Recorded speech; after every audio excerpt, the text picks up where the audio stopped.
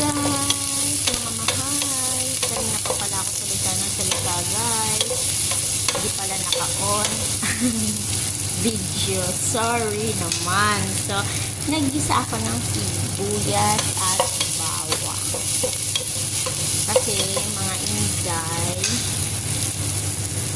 wala ang mga binata dito sa lala. Kaya, yung alaga ko lang babae at yung bunso ang hindi. Sa amin, apat lang ang aking lulutuin. So, magluluto tayo ng kabsang manok. Yan guys. Ang kamas natin ngayon is ready na. Diba? Okay naman. So, ilagay natin ngayon na ang mga buong ingredients. Black lemon. Huwag kayong maglalagay. Sinugasan ko yung black lemon. Tapos yan. Chili yan guys. Tapos yung ano tawag dyan. Tapos itong mahaba na yung cinnamon yan. Tapos chili. Tapos itong dahon na ito. Parang laurel yan sa ating guys. Nalahalo natin guys. Saka natin lalagay ang mga durog naman na spice. Pinagsama-sama ko na guys. Purple, sinug powder,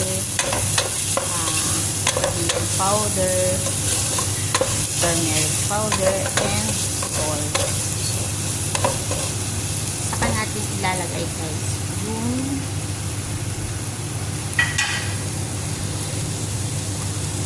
chicken. Nagata ko na rin guys yung chicken. Haluin natin guys. Para yung lasa ng kamatis, ng sibuyas, kung ano sa manok.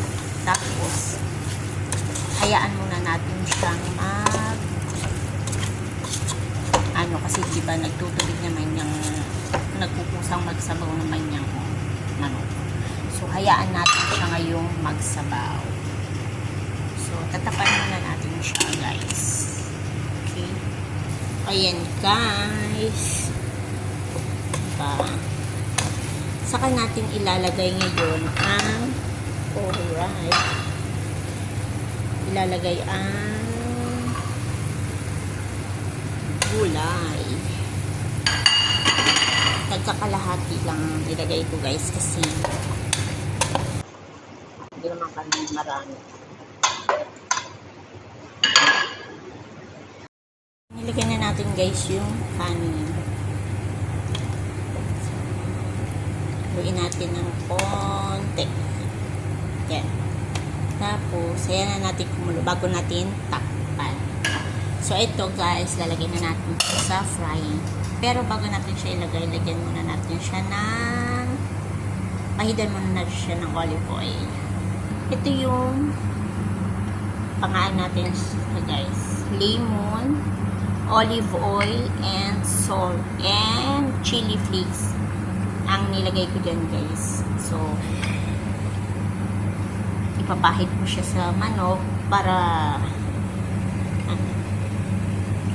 panpalasan guys. Diba? Bago natin siya ilalagay sa frying. Yan. I-fry naman natin ngayon yung chicken. So, waiting na lang tayo na mga ilalagay ko lang siya sa 10 or 8. Yan. So, waiting na lang tayo maluto guys. Thank you for watching.